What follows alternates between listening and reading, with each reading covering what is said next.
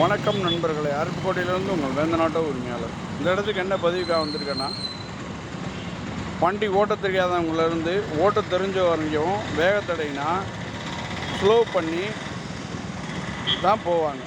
பாருங்கள், இண்டிகேட்டு போடுறவங்க, இண்டிகேட்டு போடாதவங்க, நான் அவசியமாக இண்டிகேட்டு போடணுமா அப்படின்னு கேட்குறவங்க முதற்கொண்டும், பெரிய அரசு அதிகாரிகளிலிருந்து அரசியல்வாதிகள் வரைக்கும் எவ்வளோ ஸ்பீடாக ஓட்டுறவங்களாக இருந்தாலும், ரேசராக இருந்தாலும் வேகத்தடை இருக்கிறதுனால பிரேக் அடித்து தான் கண்டிப்பாக ஓட்டணும், ஓட்டி ஆக முடியும். பாருங்கள், எல்லாருமே பிரேக் அடித்து தான் போவாங்க. அடுத்து நான் ஒரு வீடியோ எடுக்கிறேன். அப்போ நான் எதுக்காக எடுக்கிறேன் அப்படின்னு நீங்கள் பார்ப்பீங்க. இது இப்படியே இருக்கட்டும். இது கண்டிப்பாக தேவை.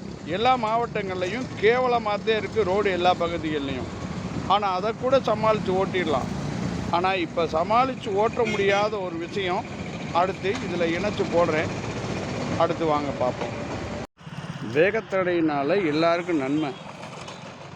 இதனால் யாருக்கு என்ன நன்மை? யாராவது ஸ்லோ பண்ணி போகிறாங்களா? எல்லாம் கலண்டு தான் விழுகுது.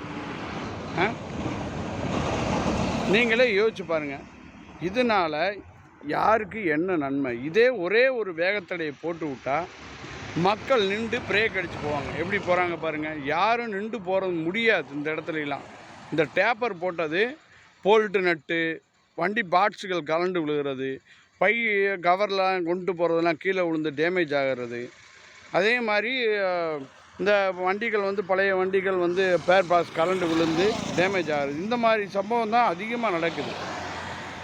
இந்த வேகத்தடையினால் நீங்கள் பார்க்குறீங்க, ஏதாவது பயன் இருக்கா? மக்களுக்கு நல்லது செய்கிற பணியில் இருக்கிறவங்க இதை கொஞ்சம் பார்த்து இதை நீங்கள் கலந்துக்குங்க. எல்லாத்தையும் கலந்துக்கிட்டு, இது தேவையற்றதாக இருக்குது, மக்கள் இதை கண்டென்ட்டாகவே அடிக்கடி போடுறாங்க, மக்களுக்கு தேவையா தேவையில்லையான்னு நம்ம கேட்கவும் இல்லை. நீங்களாக யோசித்து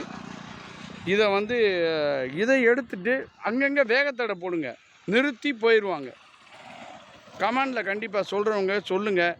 இது சம்மந்தப்பட்ட அரசு அதிகாரிகள்லேருந்து அரசியல்வாதி வரைக்கும் இதில் பயணம் பண்ணுறவங்க கொஞ்சம் கண்டிப்பாக பார்த்து, எல்லாம் விருதுநகர் மாவட்டம்னு இல்லை, எல்லா பகுதிகளிலையுமே ரொம்ப கெடுபடியாக ரொம்ப மோசமாக இருக்குது. கொஞ்சம் செஞ்சு கொடுத்தா நல்லாயிருக்கும். மக்கள் அனைவரும் எதிர்பார்க்குற ஒரு முக்கியமான விஷயமாக இன்றைக்கி இருக்குது. நன்றி, வணக்கம்.